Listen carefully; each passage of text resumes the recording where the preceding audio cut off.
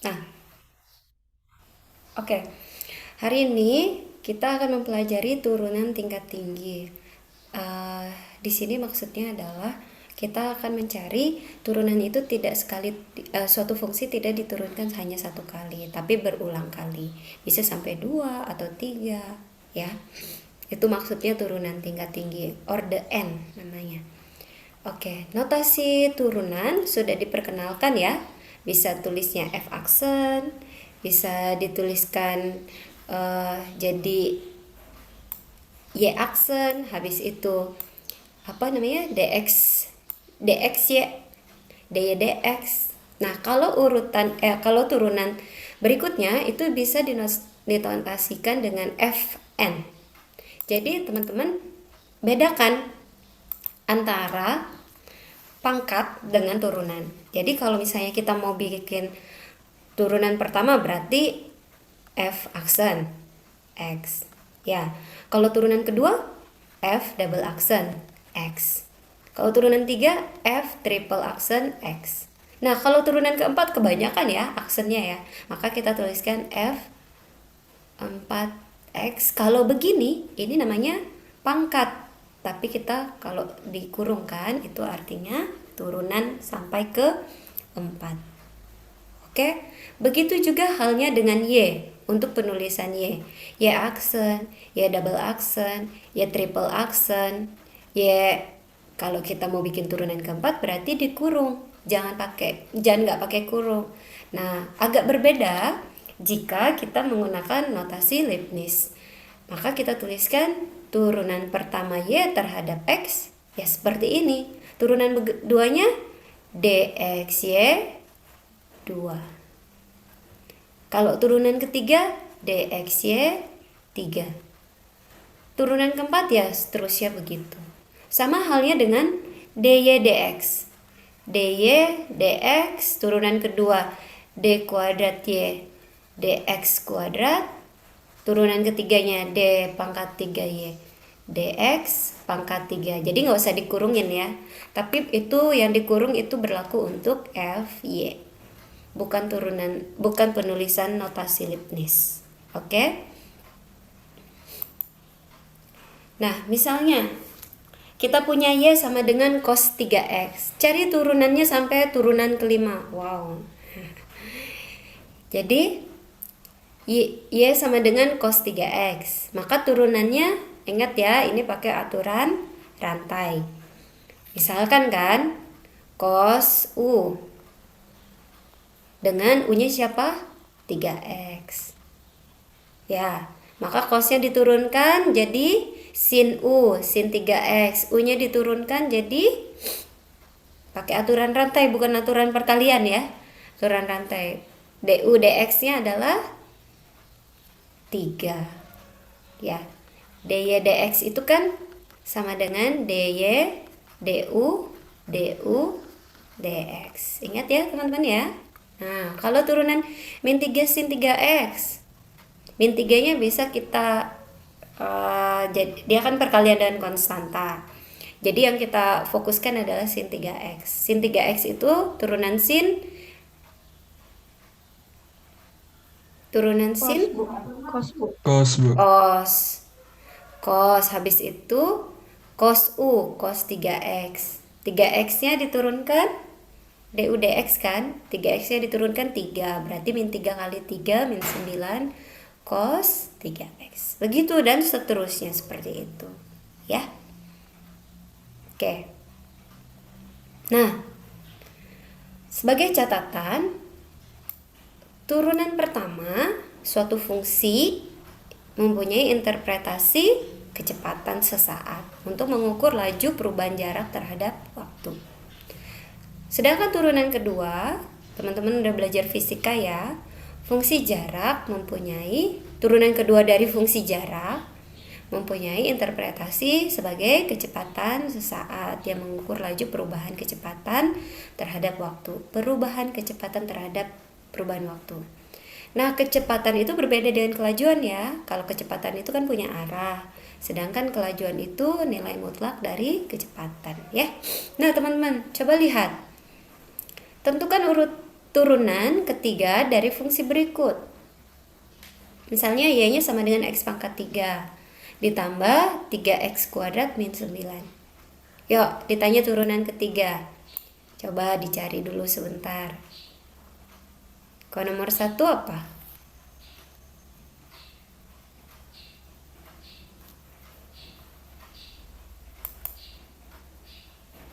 Yang udah bisa jawab angkat tangan ya.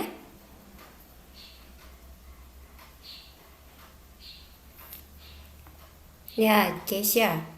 Izin menjawab, Bu. Menurut saya, jawaban nomor 1 turunan ketiganya adalah 6, Bu. 6. Kita Iya, coba Bu. sama-sama ya, teman-teman ya. Nomor 1. Nomor 1 itu y-nya kan sama dengan x pangkat 3 ditambah 3x kuadrat dikurang 9. Maka turunan pertamanya adalah 3x kuadrat ditambah 6x. Turunan kedua itu sama dengan 6x. Ya, ditambah 6. Lalu turunan ketiganya adalah 6. Betul ya? Oke. Nah, untuk nomor 2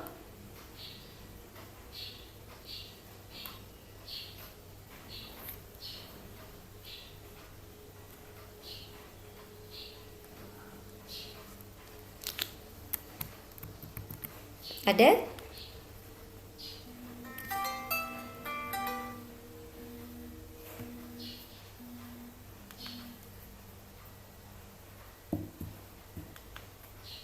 Angkat tangan yang bisa jawab.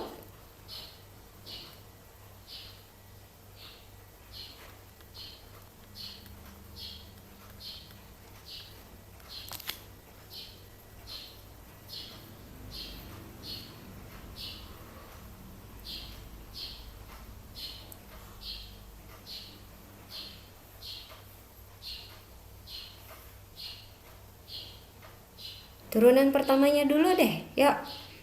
Turunan pertamanya y aksen adalah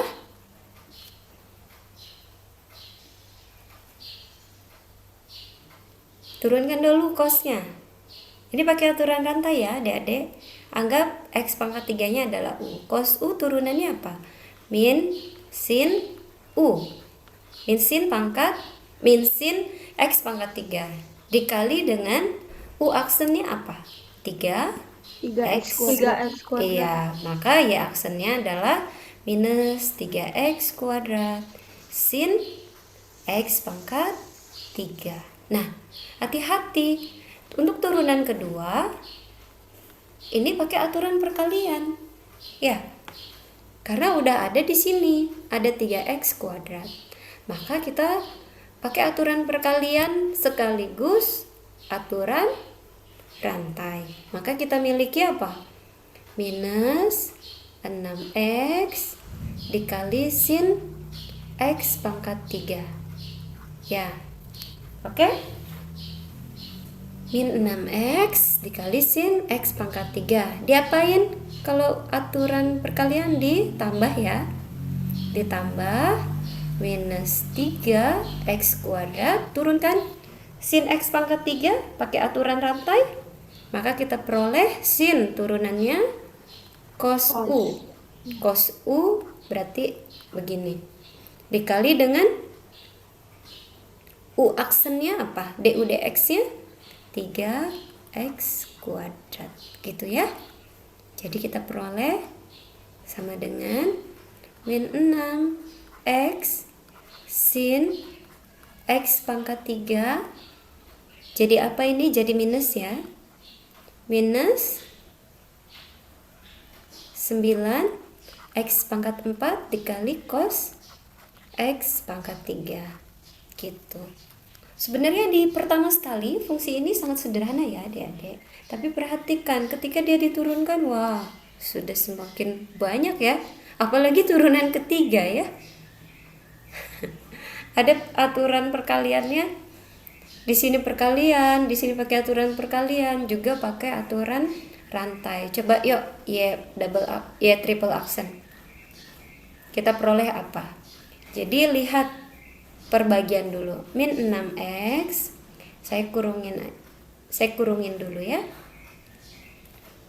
Min 6x, maka kita tulis min 6 dikali dengan sin x pangkat 3 ditambah aturan perkalian ditambah min 6x kuadrat sin x pangkat 3 itu pakai rantai. Berarti kita peroleh cos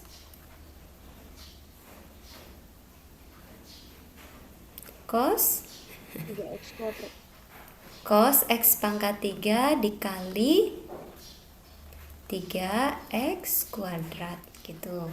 Oke, baru dikurang apa?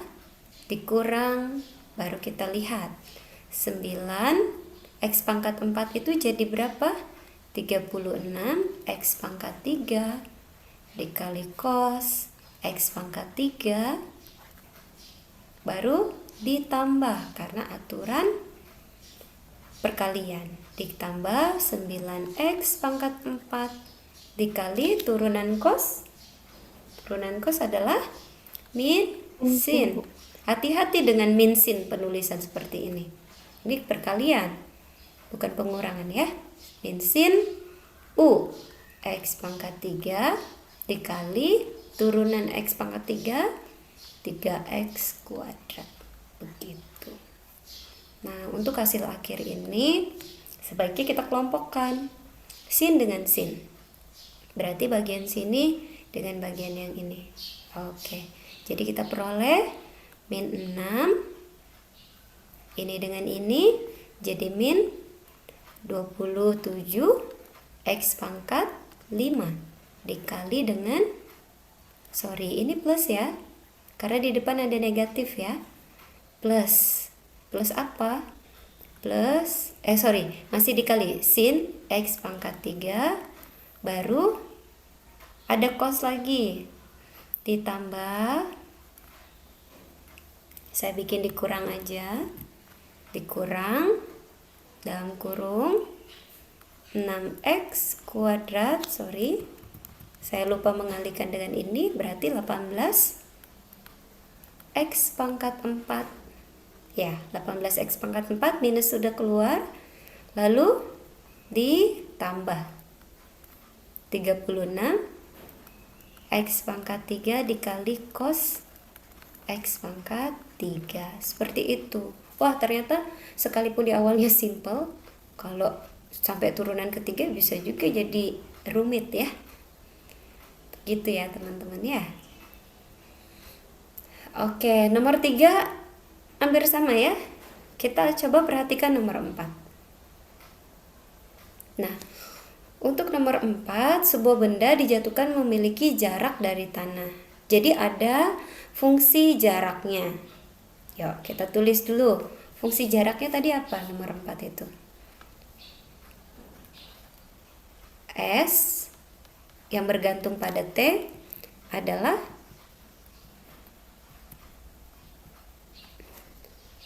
min 16T kuadrat ditambah 48T minus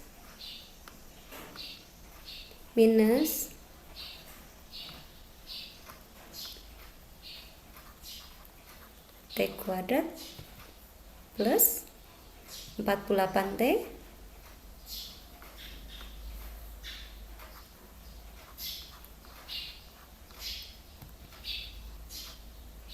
ditambah 256. Ditanya, cari kecepatan benda bergerak tersebut ketika percepatannya 0. Perhatikan, ketika percepatannya 0. Oke? Maka ditambah 256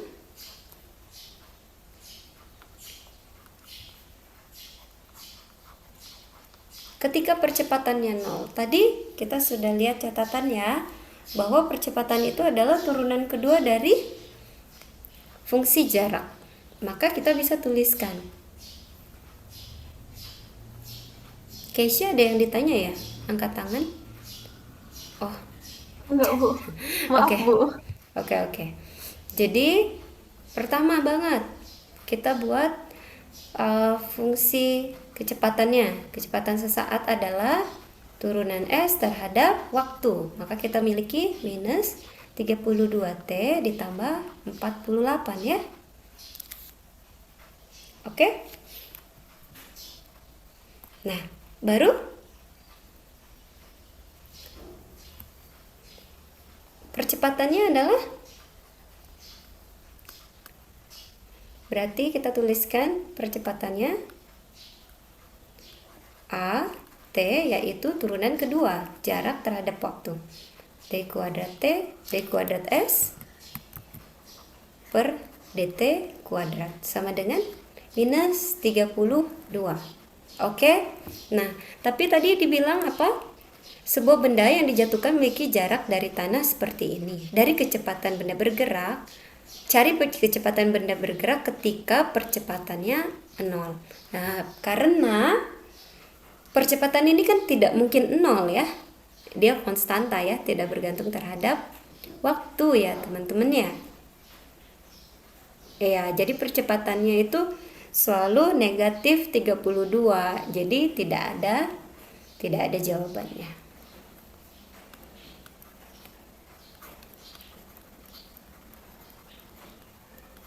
Ya, sekarang saya ubah ya.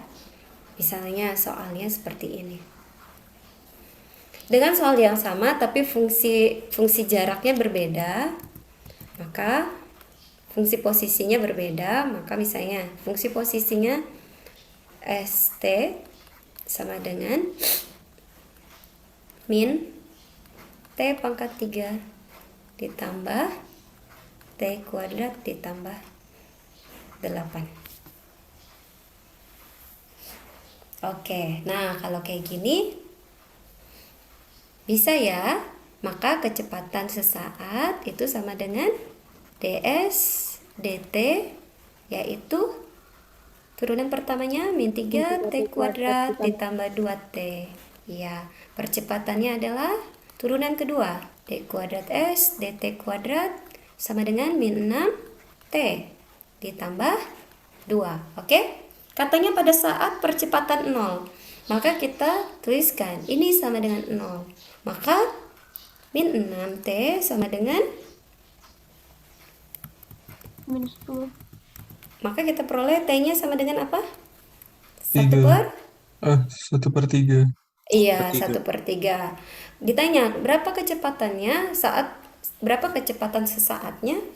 Saat percepatannya 0 berarti saat apa? Saat T-nya adalah 1/3. Maka kecepatan sesaatnya saat T sama dengan 1/3, maka kita tuliskan min 3 dikali 1/3 kuadrat ditambah 2 kali 1/3.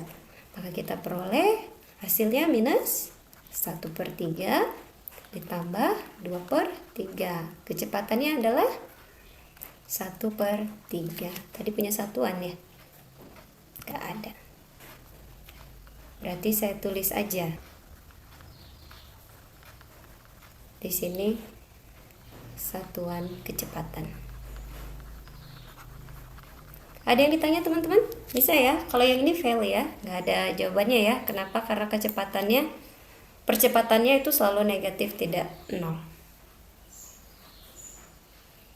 Oke, kalau nggak ada yang ditanya paham ya? Aturan turunan tingkat tinggi ini. Turunan tingkat tinggi itu artinya berapa kali dia diturunkan. Ini berguna sekali nanti pas di aplikasi turunan untuk mencari maksimum, minimum, kemonotonan, kecekungan, itu juga masuk ke UTS. Kita terapkan ini sampai turunannya 2 kali. Orde 2 berarti turunan tingkat 2. Oke teman-teman, gak ada ya yang ditanyakan? Ya, sekarang kita masuk ke diferensial implisit. Nah, apa sih pengertian implisit itu? Coba sekarang saya akan tunjukkan fungsi itu tidak selalu bisa dituliskan secara eksplisit. Misalkan ketika saya punya 2x ditambah y sama dengan 4, Maka ini bisa dituliskan secara implisit, yaitu Y sama dengan 4 minus 2X. Oke, contohnya 1. Coba lihat contoh kedua. Misalkan saya punyanya 2 cos X min Y kuadrat sama dengan 4X. Maka saya bisa tuliskan Y-nya. Y-nya sama dengan apa? Y-nya sama dengan 2 cos X dikurang 4X akar ya. Akar. Ya, teman-teman. Nah, bagaimana kalau kita punya soalnya XY kuadrat ditambah cos Y sama dengan cos XY? Apakah kita bisa tuliskan Y sama dengan sesuatu di mana ini merupakan fungsi fx? Hanya bergantung pada X di ruas kanan, di ruas kiri hanya Y. Apakah bisa? Bisa ini? Nomor 3 itu tidak bisa ya. Tidak bisa dituliskan secara eksplisit. Nah, makanya inilah contoh fungsi implisit. Maka kita tidak bisa tuliskannya secara eksplisit Y sama dengan apa atau X sama dengan apa. Ya, bagaimana turunannya? Sedangkan kita tahu kan, kalau misalnya kita punya Y sama dengan Fx, itu adalah F aksen X. Kalau dia tidak bisa dipisahkan, apa yang terjadi? Yuk kita perhatikan ini. Nah, saya tuliskan ya, ini terlalu kecil. Y pangkat 3 ditambah X pangkat 3. Ini kan tuliskan Y sama dengan apa? Ya, ini adalah fungsi implisit. Karena apa? Karena tidak bisa dibuat Y sama dengan Fx. Ya, karena tidak bisa diubah fungsinya menjadi Y sama dengan Fx. Jadi apa yang kita lakukan? Nah, kalau ditanya di sini persamaan garis singgung di titik 2,1. Nah, teman-teman perhatikan. Persamaan garis singgung di 2,1 berarti X-nya 2, Y-nya 1. Bagaimana persamaan garis singgungnya? Maka yang pertama sekali yaitu kita cari gradiennya. Gradiennya dengan cara apa? Dengan cara mencari dy dx-nya.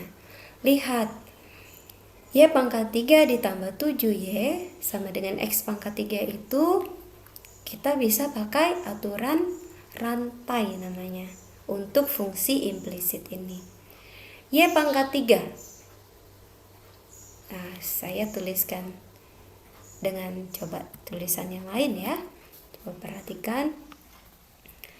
Maka kita tuliskan d dx dari ruas kiri 7Y sama dengan D dx dari ruas kanan X pangkat 3. Maka turunnya adalah kalau penjumlahan itu masing-masing ya. Bisa dituliskan masing-masing. Berarti D dx dari Y pangkat 3 ditambah D dx dari 7Y sama dengan D dx dari X pangkat 3 apa? Berarti ini, berarti turunkan X pangkat 3 terhadap X ya. Apa hasilnya? 3X kuadrat. Oke. Nah, bagaimana? Turunkan Y pangkat 3 terhadap X. Ingat sekali lagi, Y ini secara implisit sebenarnya, Y ini adalah fungsi yang mengandung X. Maka kalau ditanya, turunkan Y pangkat 3 terhadap X, maka kita peroleh 3Y kuadrat. 3Y kuadrat. Ingat, kalau aturan rantai itu gimana? dy dx itu sama dengan kalau kita punya punya f yang bergantung pada x, maka aturan rantainya turunannya apa?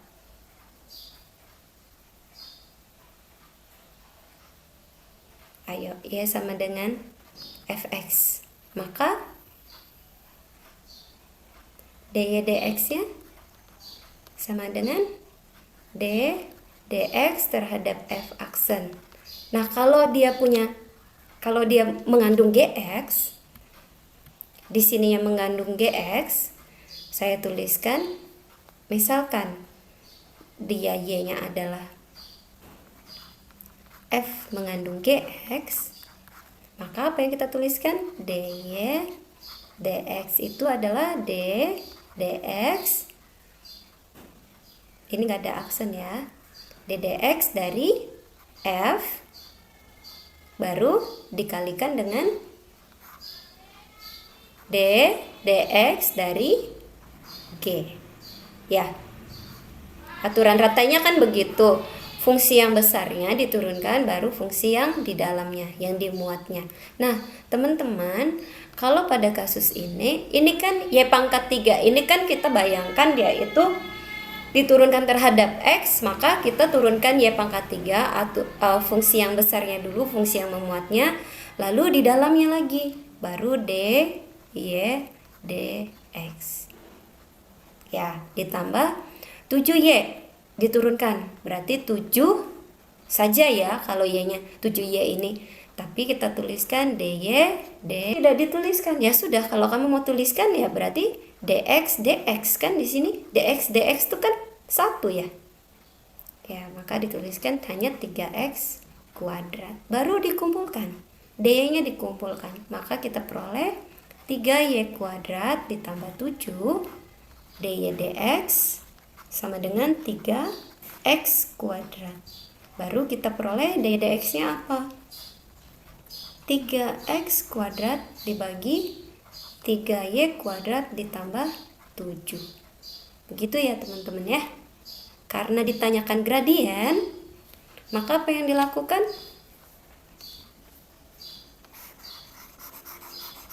Kalau kita punya dy dx, untuk mencari gradien gimana?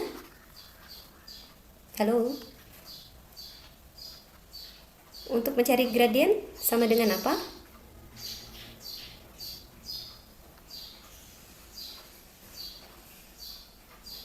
Turunan pertamanya, Bu. Iya, ini turunan pertama. Berarti langsung m itu adalah gradiennya adalah 3x kuadrat per 3y kuadrat plus 7. 3 dikali 2 di kuadrat dibagi 3 kali 1 kuadrat tambah 7. Iya, berarti turunan pertama di titik tersebut ya. Di titik 2,1. Makanya kita tuliskan turunan pertamanya 3x, berarti 2 kuadrat dibagi dengan 3 dikali 1 kuadrat ditambah 7. Maka kita peroleh 12 per 10 ya. Oke teman-teman, bisa kita sederhanakan 12 per 10 itu adalah 6 per 5 ya. Nah, kita punya gradien, kita punya titik. Untuk mencari persamaan garis singgung, PGS ya, persamaan garis singgungnya adalah, ingat persamaan garis singgung itu berarti kita pakai persamaan garis di satu titik diberi gradien. Berarti kita bisa tulis y1 sama dengan m x x1. Nah, kita tulis y-nya adalah 1 sama dengan 6 per 5 kali x dikurang x-nya tadi 2 ya. Maka y itu adalah 6 per 5x dikurang 2 ditambah 1. Ini persamaan garisnya. Paham ya teman-teman ya? Atau bisa juga ditulis 6x dikurang 5Y ya. 6X dikurang 5Y sama dengan, berarti ini hasilnya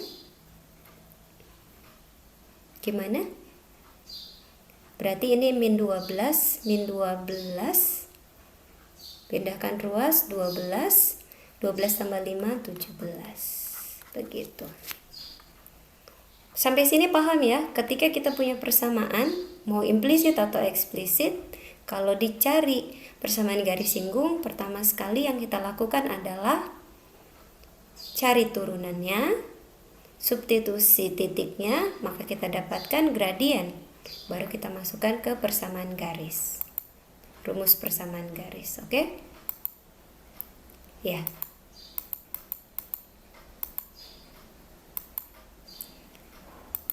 Baik, teman-teman, kita lanjut ya.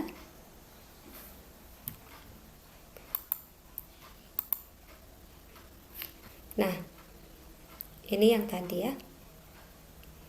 Coba cari persamaan singgung, persamaan garis singgung sin XY sama dengan Y di titik ini. Nomor satu bisa ya. Coba nomor 2.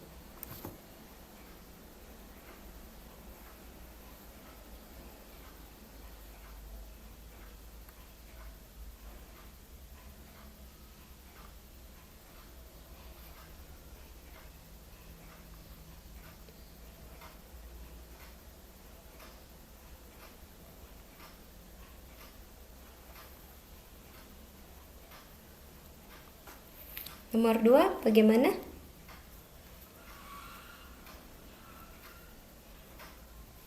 Ini bisa secara eksplisit.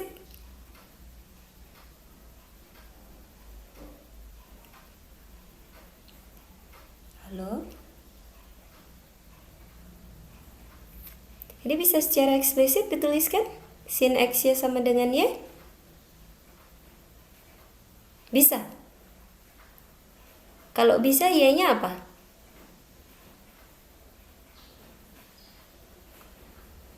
Lihat ini baik-baik. Ini sin XY sama dengan Y. Gak bisa ya dituliskan Y sama dengan apa ya? Ini tidak bisa kita tuliskan menjadi Y sama dengan fx, gak bisa. Tidak bisa. Maka ini menggunakan aturan turunan implisit.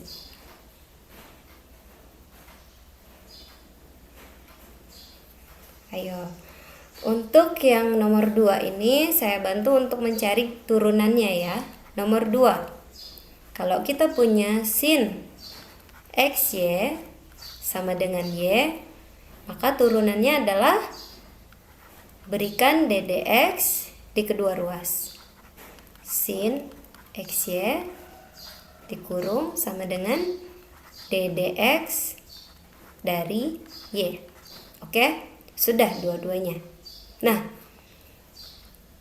turunan sin XY terhadap X, apa yang kita peroleh?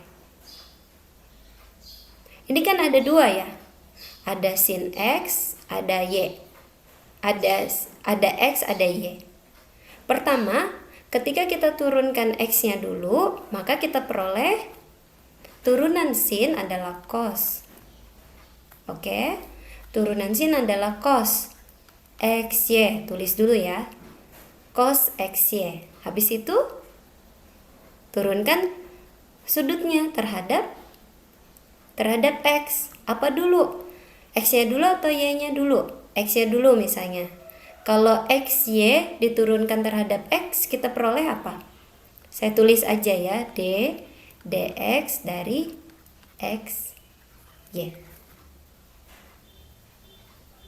Oke teman-teman, sampai situ dulu. Sama dengan dx dari Y. Nah, setelah itu, lihat, perhatikan. Cos XY dikali turunan ini terhadap X, maka pertama, ini kan perkalian ya.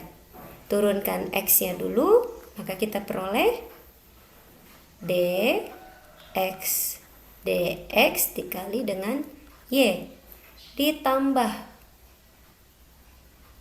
x-nya biarin, maka dy dx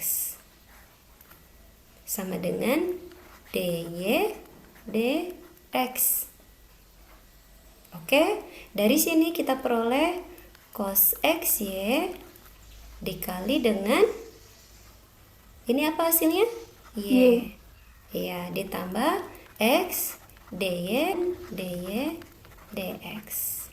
Dari sini kita punya y cos xy ditambah x cos xy dikali dy dx sama dengan dy dx.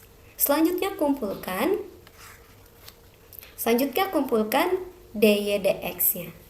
Maka kita bisa tuliskan x cos xy dy dx dikurang dy dx sama dengan y cos xy.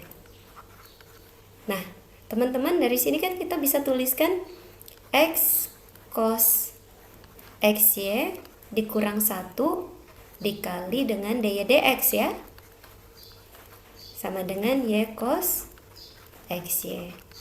Makanya kita dapatkan dy dx-nya adalah y cos xy dibagi dengan x cos xy dikurang 1. Jangan ada sekali-sekali mengeliminasi cos xy dengan yang di pembilang dan penyebut ya, nggak boleh ya. Tidak boleh dieliminasi ini karena di sini ada masih dikurang min 1. Nah, paham ya teman-teman ya? dy dx-nya cara mencarinya bisa ya.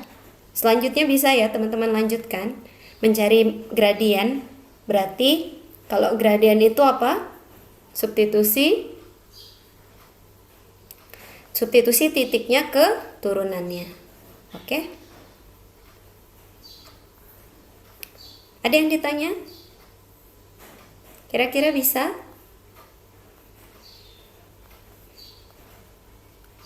Kira-kira bisa? Ya, bisa. Oke, coba yang nomor 1. 4x pangkat 3 ditambah 7 xy kuadrat sama dengan 2y pangkat 3. Ayo teman-teman, saya tungguin. Cari turunannya. Turunan pertama aja. Implisit atau eksplisit?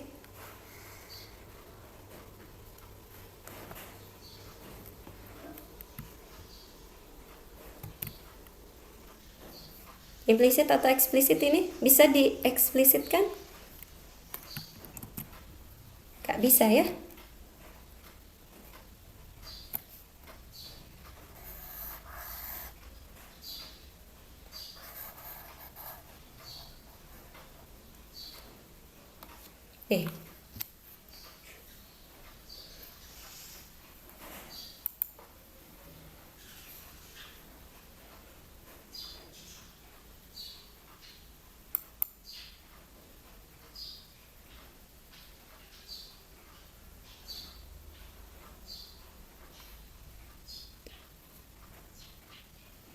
Yang sudah bisa angkat tangannya?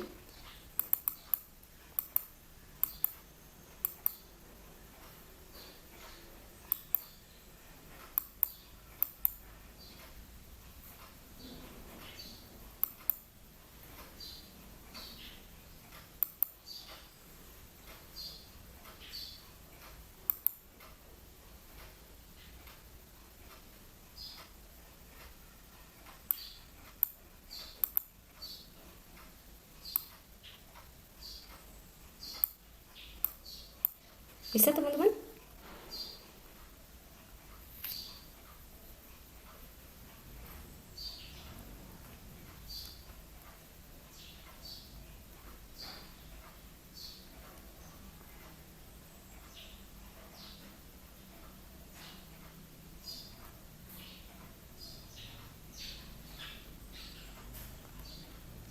Ya, kita sama-sama aja ya. Maka kita tuliskan ddx dari 4x pangkat 3 ditambah 7xy kuadrat itu sama dengan ddx dari 2y pangkat 3. Nah, dari sini perhatikan di ruas kiri ini kan bentuknya penjumlahan. Penjumlahan itu kan bisa langsung dipisah ya, tidak perlu pakai aturan perkalian.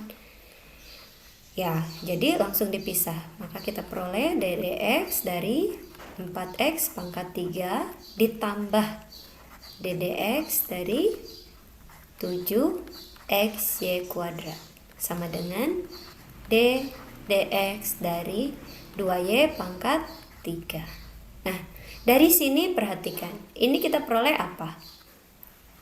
12x kuadrat, Bu. Iya, 12x kuadrat. Apa yang kamu turunkan tadi? X ya, terhadap x. Oke, terus ditambah. Nah, lihat ini kan perkalian ya. Pakai aturan perkaliannya. Oke. 7-nya itu ada konstanta sembarang. Maka bukan konstanta sembarang, konstanta. Jadi bisa kita keluarkan dulu. Nah, maka xy kuadrat. Xy kuadrat berarti turunan x-nya dulu baru dikali dengan y kuadrat ditambah x-nya tidak diturunkan dikali dengan turunan y kuadratnya. Karena dia pakai aturan perkalian. Dari sini sudah ya ruas kiri, ruas kanannya. Maka kita tuliskan 2D dx dari y pangkat 3. Karena dia konstanta ya. Maka kita peroleh 12x kuadrat dx ditambah 7 dikali. Nah, dx ya saya tulis ya, dx y kuadrat ditambah x, y kuadrat diturunkan 2y dy dx sama dengan ini diturunkan 2 dikali 3y kuadrat. Kamu sedang turunkan y terhadap x. Oke teman-teman, bisa ya. Ini 1 ya, ini 1 juga ya.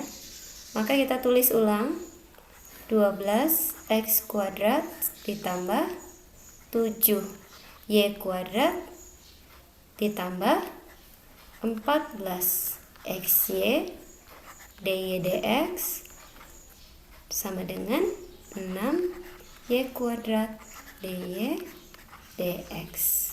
Maka kita bisa tuliskan dy dx nya adalah dy dx nya adalah 12x kuadrat ditambah 7y kuadrat per berapa? Per 14. 6y kuadrat minus 14xy. Begitu. Oke? Nanti dipelajari lebih lagi ya. Ada yang ditanya untuk turunan ini? Hati-hati turunan implisit ini. Kalau dia bentuknya jumlahan atau pengurangan langsung bisa. Tapi kalau di dalam satu suku itu mengandung xy atau sampai z, xy z begitu. Tapi dalam kasus ini kita masih 2 variabel. Misalnya mengandung xy, maka terapkan aturan perkalian. Tapi kalau dia mengandung x per y, maka terapkan aturan pembagian. Contohnya, misalkan catatan untuk aturan pembagian, misalkan disuruh cari ddx dari x per y, maka apa yang kita lakukan? Pakai aturan pembagian. Turunkan dulu dx, saya turunkan begini, ddx dari x dikali dengan penyebut dikurang X dikali dengan turunan penyebut dibagi dengan penyebut dikuadratkan sama dengan DDX 1, berarti di sini Y saja dikurang X turunan Y terhadap X, kita peroleh DY DX per Y kuadrat, gitu ya. Begitu. Paham ya teman-teman ya?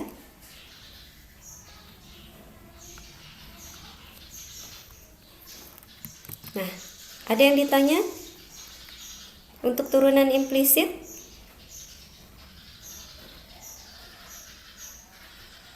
Tidak ada?